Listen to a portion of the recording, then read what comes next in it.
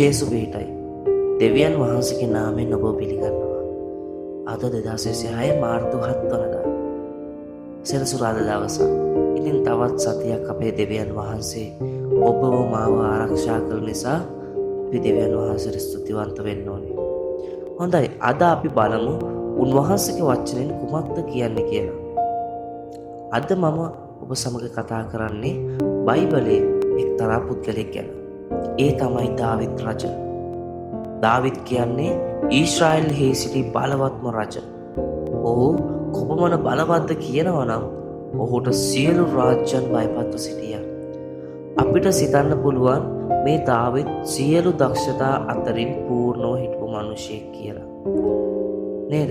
අපි බලමු ඔහුට තිබුණු සුදුසුකම මොකක්ද? මේ ඊශ්‍රායලයේ. එහෙමත් නැතිනම් දෙවියන් වහන්සේගේ රට, දෙවියන් වහන්සේ තෝරගත් වූ පිරිසින්නා වූ රට පාලනය කරන්න ඔහුට තිබුණා වූ සුදුසුකම මොකක්ද කියලා. දෙවියන් වහන්සේ සාමුවෙල්ට කියනවා, සාමුවෙල්, මම තව රජ කෙනෙක් පත් කරන්න යනවා. නුඹ යෙස්සේගේ නිවසට යන්න. ඒ ඔහුගේ දරුවන් අතරින් කෙනෙක් මම රජ හැටියට ආලේප කරන්න යනවා. ඉතින් සාමුවෙල් දෙවියන් වහන්සේ දුන්නා වූ මේ අණ ක්‍රියාත්මක කරන පිණිස ඔහු ඔහුගේ නිවසෙන් නික්ම යනවා. යෙස්සේට පණිවිඩය යවනවා, මම ඔබේ නිවසට එනවා පූජාවක් ඔප්පු කරන පිණිස.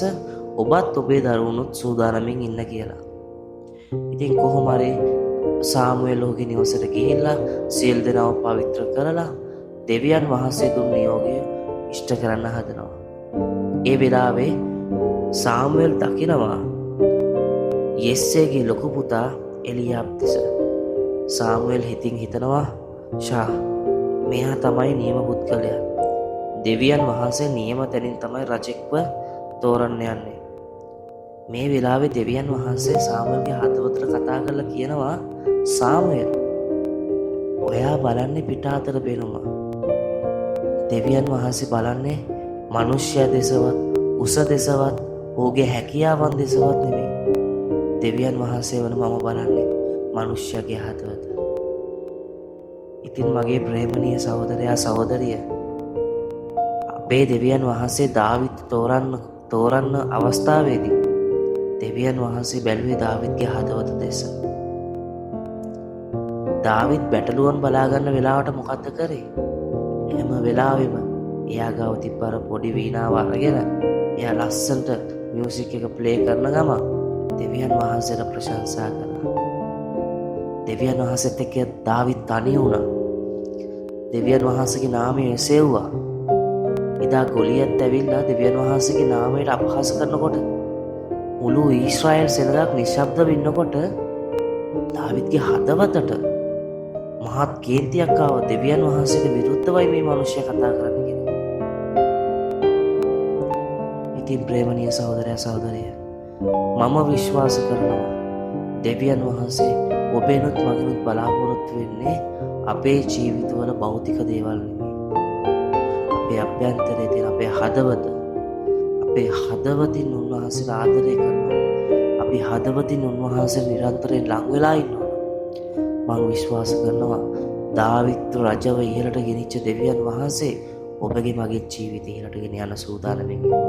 ඒ නිසා මම ඔබෙන් ඉල්ලනවා, පුළුවන් තරම් දෙවියන් වහන්සේට ලං වෙන්න. පුළුවන් තරම් දෙවියන් වහන්සේට ආදරය කරන්න. හොඳයි, අපි ආඥා කරමු. ආදරණීය දෙවි පියාණනි, ඔබ වහන්සේට අපි ස්තුතිවන්ත වෙනවා. පියාණනි, ඔබ දාවිත්ව තේරුවේ ඔහු හොඳ සල්ලිකාරයෙක්වත්, ඔහු හොඳ උගතෙක්වත්, ඔහු ස්වාමිනිය අන් සියල්ලෙන් පූර්ණ මිනිසෙක් නිසා නෙවෙයි. ඔහු දෙවියන් වහන්සේගේ ප්‍රේමයෙන් පූර්ණව හිටපු නිසා. පියාණනි, මේ උදෑසන ඔබ වහන්සේ අපිටත් ඒ පූර්ණකම දෙන්න. ඔබට ප්‍රේම කරන්න පුළුවන් හදවතක් අපි සියලු දෙනාට දෙන්න. නාසරේ යේසුස් වහන්සේගේ නාමයෙන් අපි මේ සියල්ල ඉල්ලනවා. ආමෙන්.